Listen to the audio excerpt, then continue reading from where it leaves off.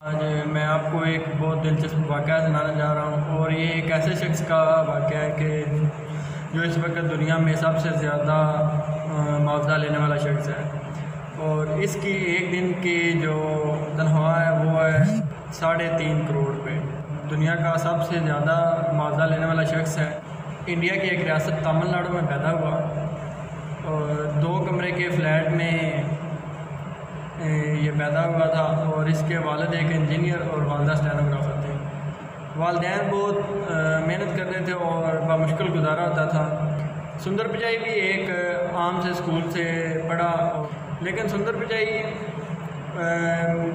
बहुत ज़्यादा hard working man था।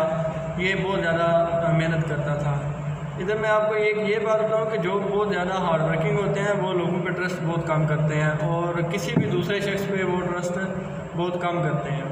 सुंदर पिचाई के साथ भी कुछ इस तरह का वाक़या था कि सुंदर पिचाई बहुत ज़्यादा मेहनत करता था, लेकिन वालिदैन भी मेहनत करते थे, लेकिन बहुत बामुश्किल गुजारा होता था उनका।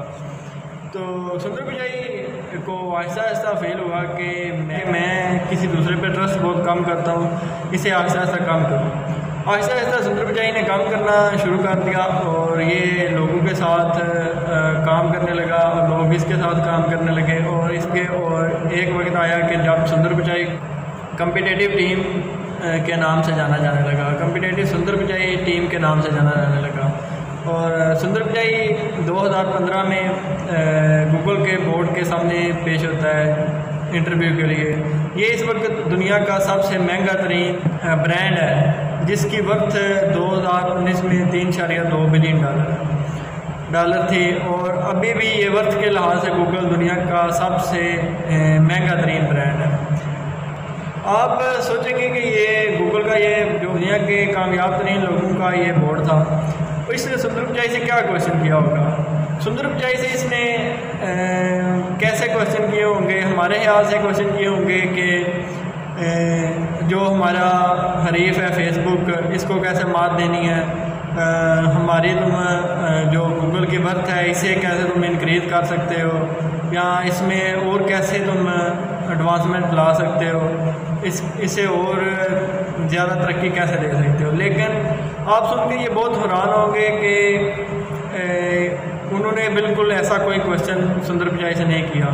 उन्होंने सिर्फ एक क्वेश्चन सुंदर पिचाई से किया कि तुम्हारी ज़िंदगी का सबसे बड़ा फेलियर क्या है। क्वेश्चन के आंसर के लिए 35 मिनट दिए गए कि 35 मिनट में उसने बताना था कि मेरी ज़िंदगी का सबसे बड़ा फेलियर क्या है। सुंदर पिचाई ने बताया कि मेरी ज़िंदगी का सबसे बड़ा फेलियर ये था कि मैं बहुत ज़्यादा हार्ड वर्किंग मैन था और मैं अपना सारा काम खुद करता था, लोगों पे ट्रस्ट बहुत कम करता था और यही मेरी ज़िंदगी का सबसे बड़ा फेलियर था।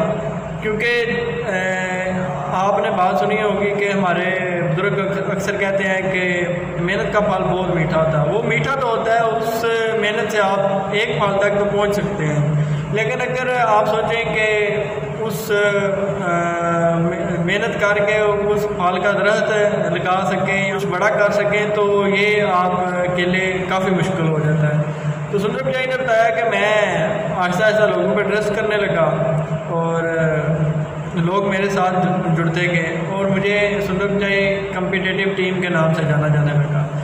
और यही मेरा फेलियर था कि मैं लोगों पे ट्रस्ट कम करता था और खुद ज़्यादा काम करने की कोशिश करता था और यही मेरी ज़िंदगी का सबसे बड़ा फेलियर था। सुंदर पिचाई के इस क्वेश्चन के आंसर के बाद गूगल के बोर्ड ने उसे अपने महंगे तरीन ब्रांड गूगल का CEO लगा दिया और ये 3 साल में ये दुनिया का सबसे ज़्यादा मुआवजा लेने वाला ये CEO बन गया था।